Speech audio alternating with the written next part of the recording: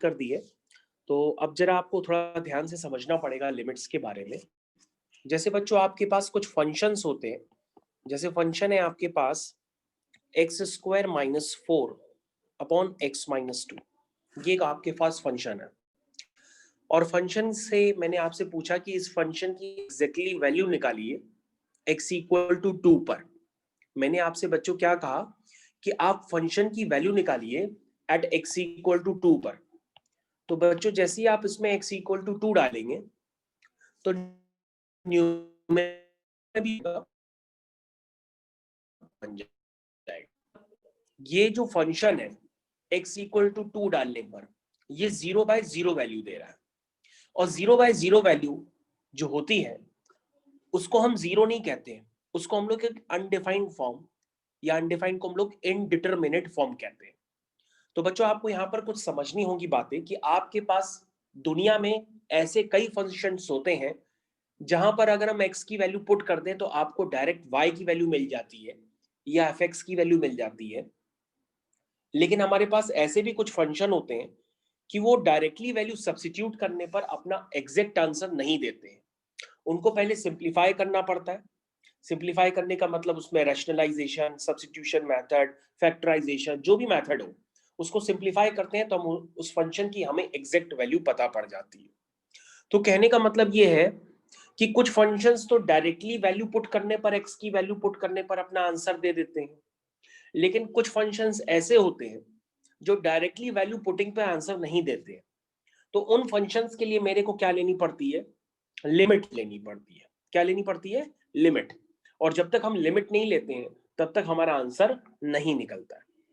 तो बच्चों आपको ये बात समझनी पड़ेगी जो हमें अभी आपको बताने की कोशिश कर रहे हैं कि कुछ हमारे पास ऐसे फंक्शंस होते हैं जो डायरेक्ट वैल्यू पुट करने पर आंसर दे देते हैं, कुछ फंक्शंस ऐसे होते हैं जो डायरेक्ट वैल्यू पुट करने पर आंसर नहीं देते बल्कि इनडिटरमिनेट फॉर्म देते हैं। और बच्चों जो इनडिटरमिनेट फॉर्म होता है वो मैं आपको लिखवा देता हूं, और पहले आप हमारी बातों को लिख भी लीजिए कि क्लियरली दिस फंक्शन, आप हमारे साथ लिख लीजिए, clearly this function is defined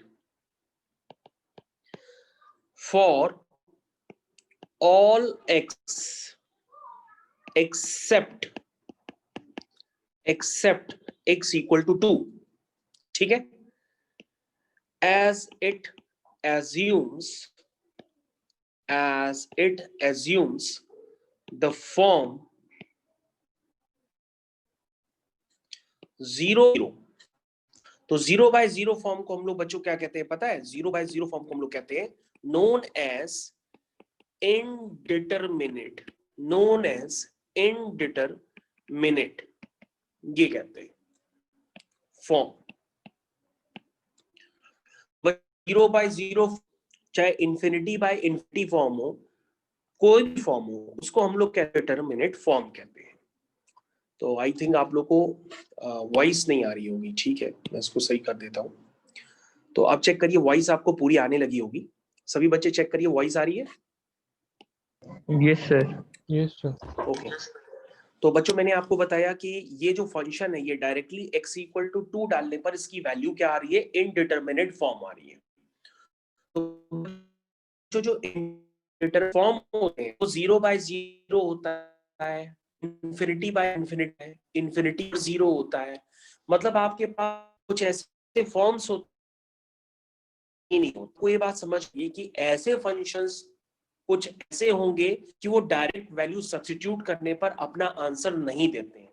तो ऐसे फंक्शंस के लिए हमें क्या लेनी पड़ती है, लिमिट लेनी पड़ती है। और इस बात को मैंने क्लियरली आपको लिख करके भी बता दिया है कि clearly this function is defined for all x except x equal to 2 as it assumes the form 0/0 known as indeterminate form। इसलिए बच्चों हम क्या करते हैं, इस फंक्शन को हम सिंप्लीफाई करेंगे तो हमारा x इक्वल टू 2 पे वैल्यू आ जाएगी, लेकिन अगर हम बिना सिंप्लीफाई किए आंसर निकालेंगे तो x इक्वल टू 2 पर ये वैल्यू नहीं निकल के आ पाएगी। अब बच्चों लिमिट लेने का क्या मतलब होता है, ऐसा नहीं है कि आप लिमिट पहली बार पढ़ रहे हैं। लिमिट आपने कहां देखी है, फिजिक्स में भी देखी है। और फिजिक्स में आपने क्या देखा था कि आप लोग इंस्टेंटेनियस वेलोसिटी निकालते हैं, इंस्टेंटेनियस एक्सेलरेशन निकालते हैं, वहां पे भी लिमिट का यूज करते हैं। तो लिमिट का कहने का मतलब ये होता है कि लिमिट ये कहती है कि भैया एक नंबर लाइन बना लो, और नंबर लाइन बनाने पर आपको जैसे x इक्वल टू 2 पर वैल्यू निकालनी है, तो आप x इक्वल टू 2 पर वैल्यू मत निकालो डायरेक्टली, क्योंकि x इक्वल टू 2 पर तो उसकी वैल्यू आ ही नहीं रही है एग्जैक्टली। आप क्या करो, एक बार उस फंक्शन की लेफ्ट हैंड लिमिट निकालो, यानी 2 से छोटे पर उसकी वैल्यू निकालो, और एक बार फंक्शन की राइट हैंड लिमिट निकालो, यानी 2 से बड़े पर उसकी लिमिट निकालो। मतलब एक बार 2 से छोटा उसको हम लोग 2 माइनस कहते हैं, और एक बार 2 से बड़ा उसको हम लोग 2 प्लस कहते हैं। तो एक बार 2 से छोटी वैल्यूज पर उस फंक्शन की लिमिट निकालते हैं, एक बार 2 से बड़ी वैल्यूज पर फंक्शन की लिमिट निकालते हैं।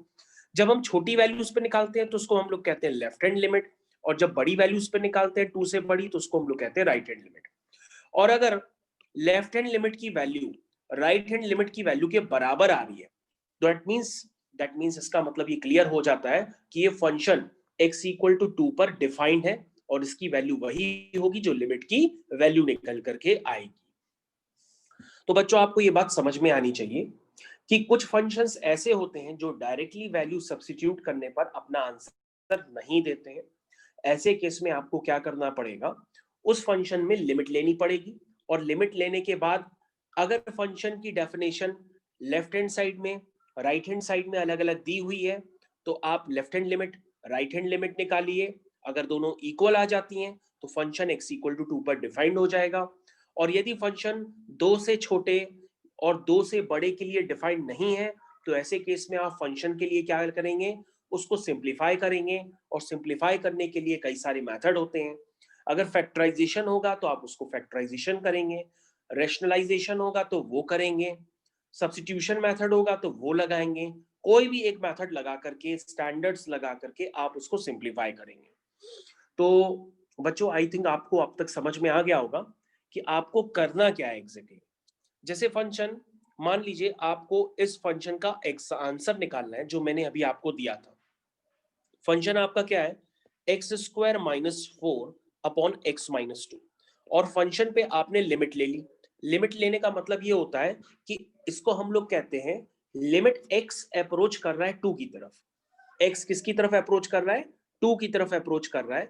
किस फंक्शन के लिए, एक्स स्क्वायर माइनस 4 और एक्स माइनस 2 के लिए। क्योंकि हम अप्रोच इसलिए करवाते हैं, लिमिट इसलिए लेते हैं, क्योंकि एग्जैक्टली वो 2 पे तो डिफाइंड है नहीं कि हम 2 पे वैल्यू डाल के एग्जैक्ट निकाल लें, है ना। तभी हम क्या करते हैं, लिमिट लेते हैं। लिमिट का मतलब हम लेफ्ट हैंड साइड से जाते हैं, राइट हैंड साइड से जाते हैं, दोनों को चेक करते हैं। अगर आंसर आ जा रहा है तो वो 2 पे डिफाइंड है।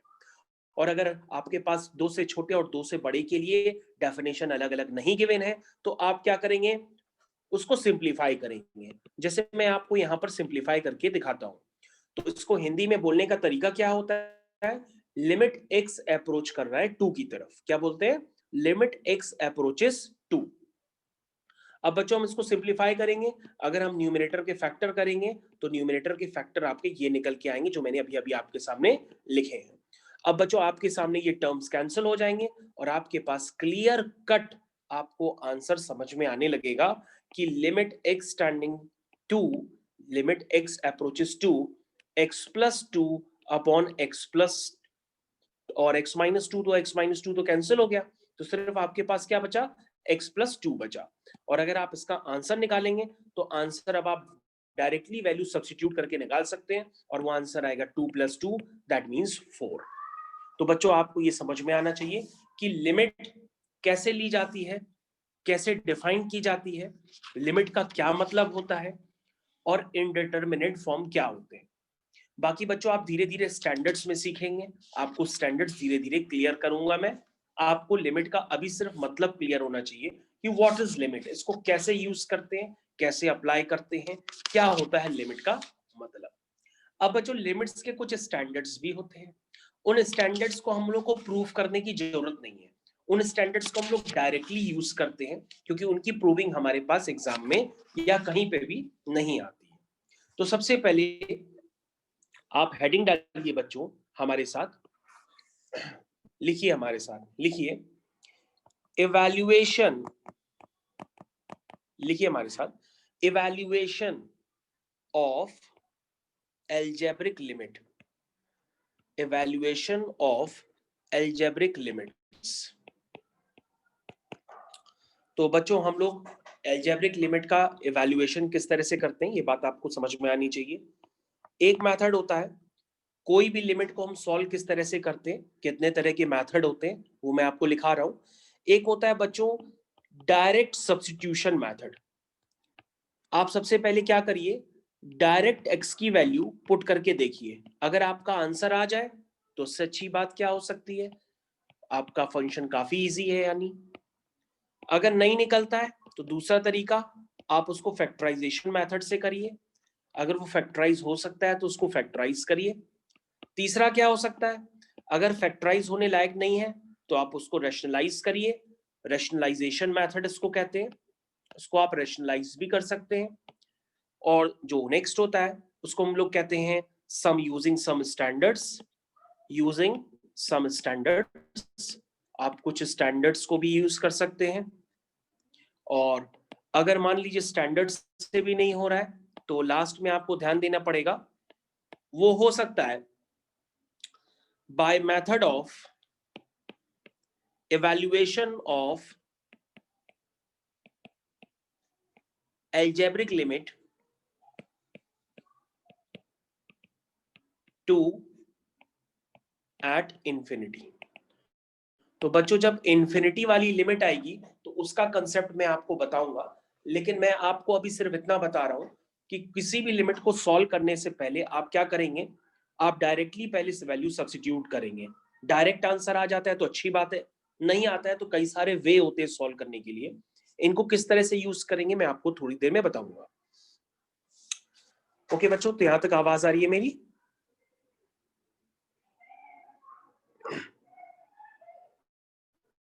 ठीक है, चलिए देखिए अब नेक्स्ट। तो मेरी आवाज क्या सभी बच्चों को आ रही है? Yes sir. ठीक है, तो ठीक है बच्चों, हम लोग आगे कंटिन्यू करते हैं। आपके पास कुछ स्टैंडर्ड, तो अब आप हेडिंग डालते हैं basic standards of limits, some basic standards of limits. Limits के क्या क्या बेसिक स्टैंडर्ड्स होते हैं वो आपको समझने पड़ेंगे, जरा समझिए। सबसे पहला standard, limit x tending towards 0 sin x upon x this is equal to 1। तो बच्चों ये आपका पहला स्टैंडर्ड है, ये आपको हमेशा के लिए याद रखना पड़ेगा कि sin x अपॉन x में अगर x 0 की तरफ अप्रोच कर रहा हो तो इसकी वैल्यू 1 होती है। This is the first standard of limit. दूसरा standard, limit x tending towards 0 tan x upon x also equal to 1। तो बच्चों मैं आपको क्या बता रहा हूं, मैं आपको सिर्फ इतना बता रहा हूं कि अगर x 0 की तरफ अप्रोच करेगा तो tan x अपॉन x इसकी वैल्यू भी क्या होती है, 1 होती है। ठीक है, नेक्स्ट देखिए, लिमिट x टेंडिंग टुवर्ड्स 0, अगर कोई आपके पास दे दे limit x tending towards 0 x की पावर n माइनस a की power n upon x minus a, तो वैल्यू वो उसकी होती है n a n माइनस 1। तो बच्चों ये भी एक स्टैंडर्ड होता है, ये भी आपको याद रखना पड़ेगा। और इन स्टैंडर्ड्स को यूज कैसे करना है मैं आपको बताऊंगा, पहले आप इन स्टैंडर्ड्स को लिख लीजिए। नेक्स्ट स्टैंडर्ड, और ये जो थर्ड वाला स्टैंडर्ड है इसमें आप ध्यान दीजिएगा, यहां पर x टेंडिंग टुवर्ड्स a होता है, आपको ये याद रखना पड़ेगा। उसके बाद होता है limit x tending towards 0 e की power x minus 1 upon x, ये बच्चों 1 होता है।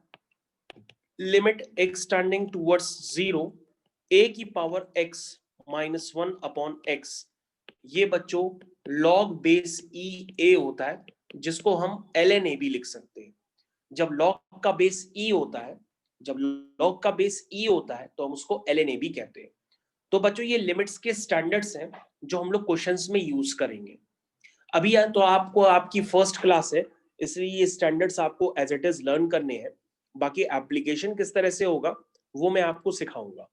ठीक है, तो अभी आपको तो सिर्फ ये स्टैंडर्ड्स ही लर्न करने हैं, इतना ही काम है अभी आपके पास कि sin x अपॉन x 1 होता है, जब x 0 की तरफ अप्रोच करता है 10x अपॉन x 1 होता है, जब x 0 की तरफ अप्रोच करता है x की पावर n माइनस a की power n upon x minus a, जब x a की तरफ अप्रोच करता है तो उसका रिजल्ट होता है n a n माइनस 1।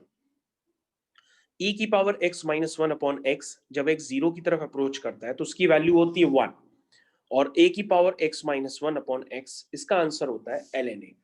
तो बच्चों आई थिंक आपको हमारी बात क्लियर कट समझ में आ गई होगी।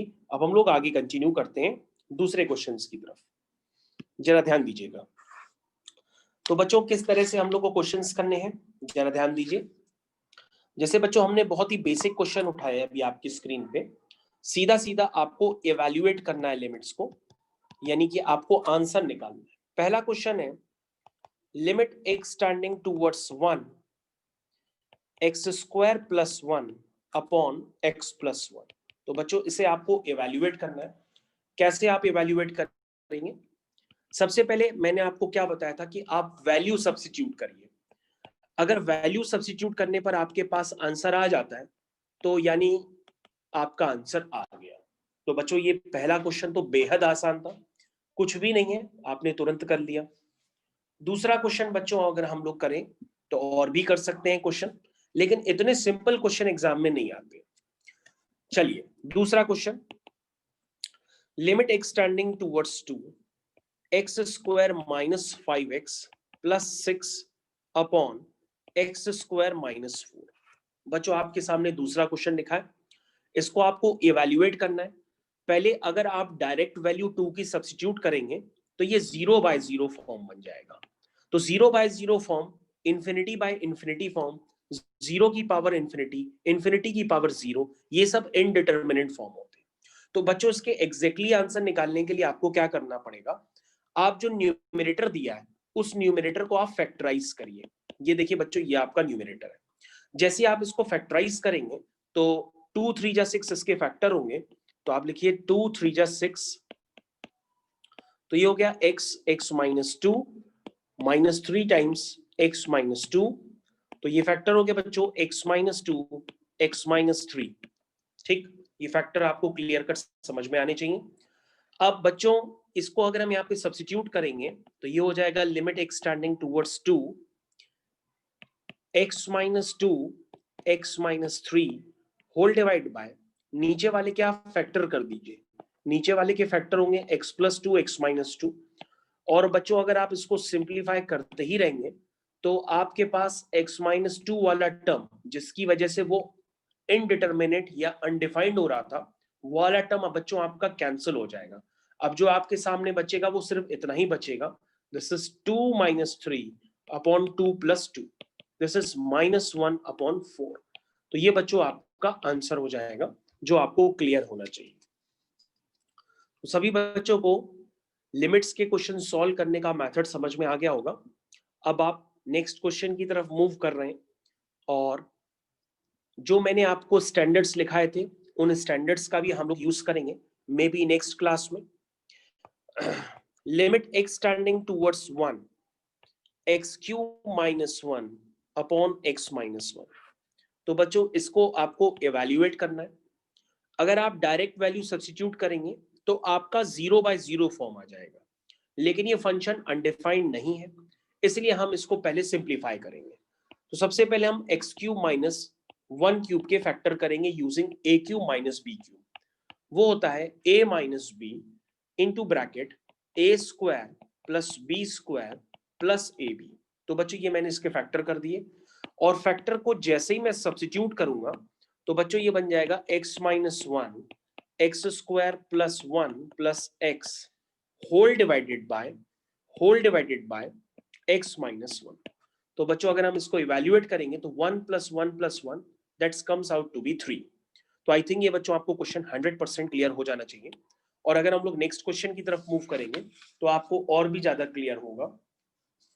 तो जितने ज्यादा आप क्वेश्चंस करेंगे क्लियरिटी उतनी ज्यादा आपकी बढ़ेगी, लेकिन क्वेश्चंस आपको करने पड़ते हैं। जैसे बच्चों मैं आपके सामने नेक्स्ट क्वेश्चन करने जा रहा हूं, उस पर आपको ध्यान देना होगा। देखिए नेक्स्ट क्वेश्चन है बच्चों, limit x tending towards 1 2 upon 1 minus x square plus 1 upon x minus 1। This is the next question. अगर बच्चों हमें इस क्वेश्चन को करना है तो सबसे पहले हम क्या करेंगे, डायरेक्ट वैल्यू सब्स्टिट्यूट करेंगे। तो डायरेक्ट वैल्यू सब्स्टिट्यूट करने पर डिनोमिनेटर पे 0 आ जाएगा, और किसी भी फंक्शन का डिनोमिनेटर अगर 0 हो जाए तो उसकी वैल्यू ये अनडिफाइंड हो जाती है। तो ऐसे केसेस में हम डायरेक्ट वैल्यू सब्स्टिट्यूट करके आंसर इसका प्राप्त नहीं कर सकते, हमें इसको सिंप्लीफाई करना पड़ेगा। तो सिंप्लीफाई करने के लिए हम इसको अलग से लिखते हैं। This is 2 upon 1 minus x square. तो अगर आप इसको लिखना चाहें तो ये 1 माइनस एक्स स्क्वायर लिखा हुआ है, और नीचे से x माइनस 1 है, उसमें से अगर आप -1 कॉमन ले लें तो ये बन जाएगा 1 माइनस एक्स। इसको आप इस तरह से भी लिख सकते हैं, और ये माइनस अगर आप ऊपर मल्टीप्लाई कर दें तो ये बन जाएगा 2 upon 1 minus x 1 plus x. ये मैंने 1 माइनस एक्स स्क्वायर के फैक्टर कर दिए, और ये plus minus minus 1 upon 1 minus x. इसको अभी हम बच्चों सिंप्लीफाई कर रहे हैं। अब बच्चों हम क्या करेंगे, इसका एलसीएम लेंगे। जब हम एलसीएम लेंगे तो बच्चों हमारा एलसीएम आएगा, एलसीएम आप चेक कर सकते हैं, एलसीएम आपको क्लियर कट समझ में आएगा। This is 1 minus x 1 plus x, तो ये आएगा 2 माइनस, सभी बच्चों को क्लियर कट समझ में आ रहा होगा। This is 2 minus 1 minus x whole divided by 1 minus x 1 plus x. तो this becomes 1 minus x upon 1 minus x into 1 plus x. तो बच्चों यहां पर आप ध्यान से देखिए, आपको कुछ टर्म्स यहाँ पे क्लियर हुए होंगे कि ये वाले टर्म्स कैंसिल हो गए, मतलब जिसकी वजह से वो अनडिफाइंड बन रहा था वो वाला टर्म फाइनली कैंसिल हो गया। अब बच्चों ये जो पूरा ब्रैकेट है ये सिंप्लीफाई होने पर क्या आया है, ये आया है 1 अपॉन 1 प्लस एक्स। अगर इसमें x की जगह हम 1 सब्स्टिट्यूट कर देंगे तो इसका आंसर आ जाएगा 1/2। तो बच्चों ये आपका आंसर हो गया। तो बच्चों अब आपको देख करके भरोसा हो गया होगा लिमिट को कि कई सारे ऐसे फंक्शन है जो डायरेक्टली आंसर नहीं निकाल के दे रहे हैं, लेकिन अगर हम उनको सिंप्लीफाई कर रहे हैं तो उनका आंसर आपके पास 100% निकल करके आ रहा है। तो आई थिंक ये बातें आप लोग को बहुत अच्छे से मैंने क्लियर कर दी है। ठीक है बच्चों, अब बच्चों नेक्स्ट क्वेश्चन होगा वो आप करेंगे। नेक्स्ट क्वेश्चन मैं आपके लिए उसको समय भी दूंगा, क्वेश्चन आप ही को करना पड़ेगा। क्वेश्चन है बच्चों, limit x tending towards half 8x cube minus 1 whole divided by 16x की पावर 4 माइनस 1। तो बच्चों ये क्वेश्चन आपको करना है, इसके लिए मैं आपको पूरा समय दे रहा हूं। तो आपके पास 2 क्वेश्चन है, एक ये क्वेश्चन है और एक और भी क्वेश्चन होगा आगे चल के। पहले आप इस क्वेश्चन को अटेम्प्ट करिए, फिर मैं आपको दूसरा क्वेश्चन देता हूं। तो बच्चों इस क्वेश्चन को करने का मेथड समझिए। सबसे पहले आपको जो ऊपर 8x क्यूब लिखा है उसको लिख दीजिए 2x का होल क्यूब माइनस 1 का क्यूब होल डिवाइडेड बाय, नीचे हो गया 4x स्क्वायर का स्क्वायर माइनस 1 का स्क्वायर। तो बच्चों ये बात आपको क्लियर होना चाहिए। तो ये बच्चों हो गया a cube minus b cube. तो a cube minus b cube होता है this is a minus b into bracket a square plus b square plus a b, और नीचे वाली टर्म को अगर हम बच्चों ध्यान दें तो वो लिखा है a square minus b square, this is becomes a square minus b square. तो उसको हम लिख सकते हैं a plus b a minus b. तो अगर हम इसको सिंप्लीफाई करेंगे तो ये बन जाएगा, नेक्स्ट वाला बन जाएगा a square minus b square, again आपका बन गया। तो आप जितना सिंप्लीफाई कर सकते हैं तो वो सिंप्लीफाई करते चले जाइए, लास्ट में वो वाला टर्म कैंसिल हो जाएगा जिसकी वजह से ये अनडिफाइंड या इनडिटरमिनेट बन रहा होगा। अब वैल्यू आप सब्स्टिट्यूट कर दीजिए, तो this is 2x minus 1 into bracket, ये हो गया 4x square plus 1 plus 2x whole divided by, this is whole divided by 4x square plus 1 into 2x plus 1 into 2x minus 1। तो बच्चों ये सारे टर्म्स आपको क्लियर हो गए होंगे। तो 2x माइनस 1 से 2x माइनस 1 आपका कैंसिल हो गया, अब आप देख सकते हैं आपको जो चाहिए था अब आप निकाल सकते हैं। आप इसमें क्या करिए, इस फंक्शन में डायरेक्ट वैल्यू सब्स्टिट्यूट कर दीजिए। जैसे ही आप इस फंक्शन पे डायरेक्ट वैल्यू सब्स्टिट्यूट करेंगे आपका आंसर अपने आप ऑटोमेटिकली निकल करके आ जाएगा। तो जब आप पुट करेंगे तो ये वैल्यू आएगी 3/4। This is the answer. तो सभी बच्चों को ये क्वेश्चन 100% पूरी तरीके से समझ में आ गया होगा।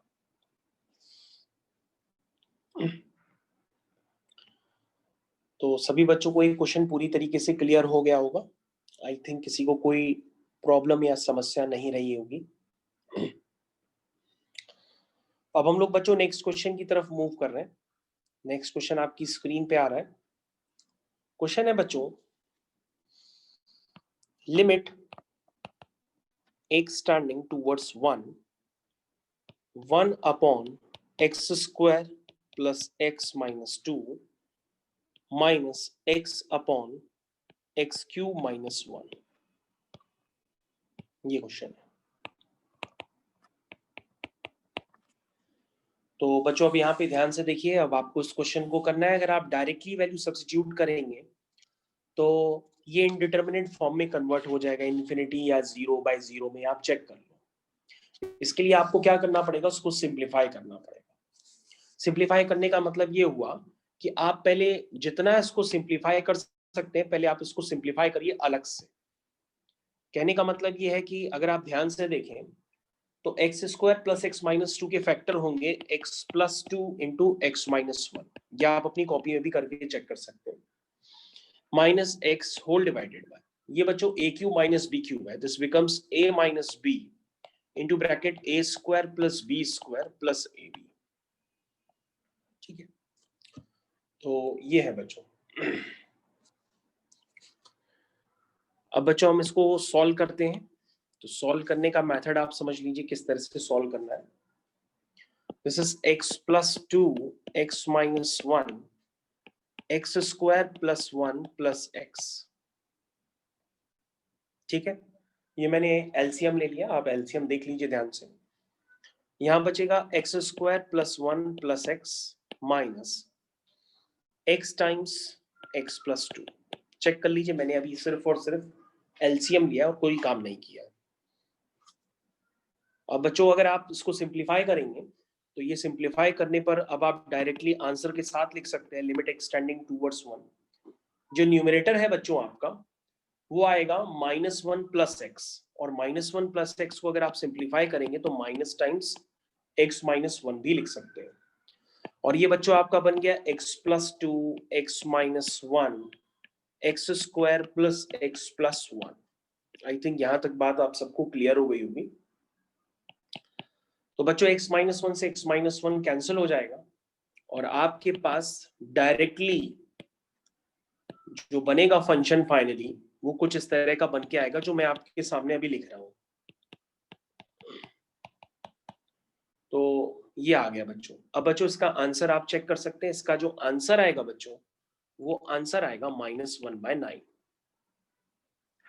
तो सभी बच्चों को ये क्वेश्चन क्लियर कट समझ में आ गया होगा। This is the final answer. तो this is the final answer. आप इसको अपनी कॉपी में सॉल्व करके भी चेक कर सकते हैं, आप टाइम ले लीजिए भले। तो बच्चों नेक्स्ट क्वेश्चन अब आपके सामने आ रहा है। Limit x tending towards 0 square root of 2 plus x minus square root of 2 whole divided by x। तो लिमिट x tending towards 0। तो बच्चों आप देख लीजिए, अब आपको ये बात क्लियर कट समझ में आ रही होगी।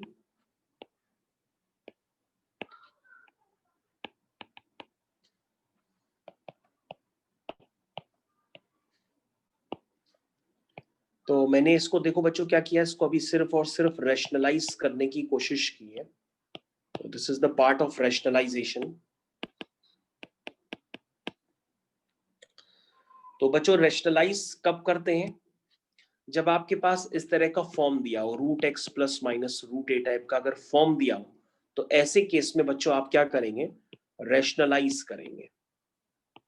तो this is the method of rationalisation.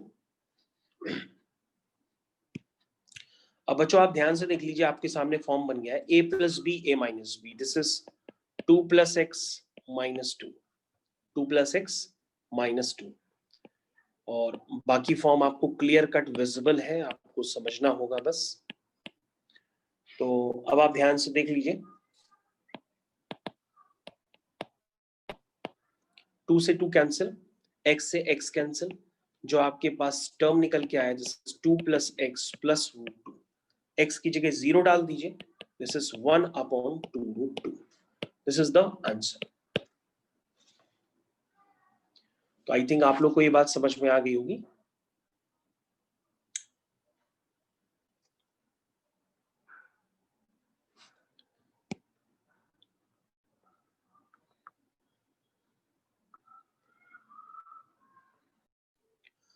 तो बच्चों अगला क्वेश्चन आपकी स्क्रीन पे है। क्वेश्चन है आपका limit x tending towards 4x square minus 16 whole divided by x square plus 9 minus 5। तो इसको आप रैशनलाइज कर सकते हैं। जैसे ही आप रैशनलाइज करेंगे तो जो स्टेप्स आपके सामने लिखे हैं वैसे ही स्टेप्स आपके सामने जनरेट हो जाएंगे। तो डिनोमिनेटर को जब आप लिखेंगे तो a plus b a minus b लगाने पे ये एक्स स्क्वायर प्लस 9 माइनस 25 हो जाएगा, जो सिंप्लीफाई होने पर एक्स स्क्वायर माइनस 16 की जगह ट्रीट करेगा। तो ये टर्म्स बच्चों आपके कैंसिल हो जाएंगे और आपका फाइनल आंसर निकल के आ जाएगा limit x tending towards 4 square root of x square plus 9 plus 5। That means अगर हम यहाँ 4 डाल देंगे तो this comes out to be 10। आप लोगों को सबको क्वेश्चन क्लियर हो गए होंगे रैशनलाइजेशन वाले भी, कि किस तरह से सर बार बार रैशनलाइजेशन करके क्वेश्चन को सिंप्लीफाई कर ले जा रहे हैं। तो यही होती है बच्चों limit. This is the first class of limit, इसलिए आपको काफी इजी भी लग सकती है कि इसमें है क्या, सीधा सीधा रैशनलाइज करो या सिंप्लीफाई करो, रिजल्ट निकल करके आ जा रहा है। लेकिन जैसे जैसे आगे क्लासेस बढ़ेंगी लिमिट्स के स्टैंडर्ड बढ़ते चले जाएंगे, और ये कैलकुलस है तो उसमें लिमिट्स के साथ साथ आपको फर्स्ट प्रिंसिपल देखना पड़ेगा, फिर आपको डिफरेंशिएशन देखना पड़ेगा, काफी सारे आपको रूल्स सीखने पड़ेंगे। तो बच्चों आपके सामने फिर से एक नेक्स्ट क्वेश्चन मैं आपको दे रहा हूं। क्वेश्चन है limit x tending towards 1, limit x tending towards 1 square root of x square minus 1 plus square root of x minus 1 whole divided by square root of x square minus 1। तो बच्चों ये है आपके सामने काम। तो ये हो गया बच्चों लिमिट एक्स टेंडिंग टुवर्ड्स 1। अगर आप ध्यान से देखें तो डायरेक्ट वैल्यू सब्स्टिट्यूट करने पर आपका आंसर नहीं बन पाएगा, इसलिए आप इसको क्या करिए, सिंप्लीफाई करिए।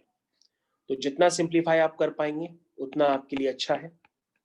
और सिंप्लीफाई करने पर ज्यादातर आपने देखा होगा वही वाले टर्म्स कैंसिल होते हैं जो इसको अनडिफाइंड या इनडिटरमिनेट बना रहे थे।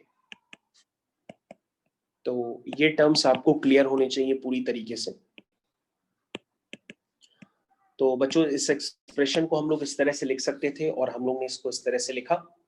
और ध्यान से देखिए रूट ऑफ एक्स माइनस 1 ऊपर से कैंसिल हो जाएगा क्योंकि नीचे भी है, तो रूट ऑफ एक्स माइनस 1 मैंने कॉमन लिया और ऊपर आ जाएगा root of x plus 1 plus 1 whole divided by root of x minus 1 root of x plus 1। और बच्चों जब टर्म्स कैंसिल होंगे तो आपको क्लियर कट वो नजर भी आएंगे, ठीक है। तो बच्चों आपका क्वेश्चन आपके सामने सॉल्व होकर के आ गया है लिमिट एक्स टेंडिंग टुवर्ड्स 1। अब इसमें 1 आप पुट करेंगे तो आपको आंसर पूरा पूरा नजर आने लगेगा, तो आप सीधा सीधा आप इसका आंसर लिख सकते हैं। तो आंसर क्या निकल के आएगा वो आप लिख लीजिए, this is root 2 plus 1 upon root 2, this is the your final answer. तो बच्चों ये आपका फाइनल आंसर ये मैंने निकाल के लिख दिया है। तो this is the basic question of limit. तो आई थिंक आप लोग ने अभी तक इस क्वेश्चन का आंसर निकाल लिया होगा होपफुली। तो सबसे पहले आप क्या करिए, इस क्वेश्चन को सिंप्लीफाई करिए। ये आपके लिए क्वेश्चन है, तो सिंप्लीफाई आप किस तरह से करोगे, देखिए मैं आपके सामने कर रहा हूं। नीचे से यहाँ पे आप एक्स स्क्वायर कॉमन ले लीजिए तो अंदर आएगा x माइनस 2। तो सभी बच्चों को ये बात क्लियर हो गई होगी। अब आप इसका एलसीएम लेंगे तो ये आएगा x square times x minus 2।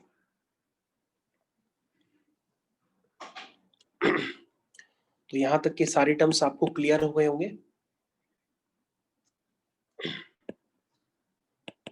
तो ये फैक्टर हो जाएंगे x plus 2 x minus 2 whole divided by x square times x minus 2।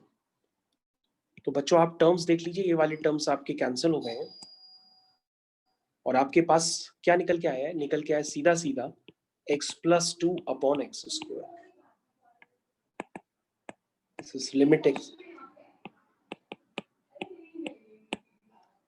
तो अगर आप इसको सॉल्व करेंगे, दिस इज 2 प्लस 2 4 ऑन 2 का square 4, this becomes comes out to be 1। तो आप सबको समझ में आ गया होगा इस क्वेश्चन का आंसर जो है वो clear cut out to be 1 है। तो आई थिंक आप लोग को सबको समझ में आ गया होगा कि these are the basic standards of limits. तो इस तरह के लिमिट्स के क्वेश्चन आप आराम से सॉल्व कर सकते हैं और आपको हम और भी लिमिट्स के क्वेश्चंस नेक्स्ट टर्न पे करवाएंगे। तो आपको इतनी लिमिट्स जरूर आनी चाहिए और आप अपने प्रॉपर नोट्स जरूर बना लीजिएगा। ऐसा ना हो कि आप समझ जरूर लें और करा कुछ ना हो कॉपी में।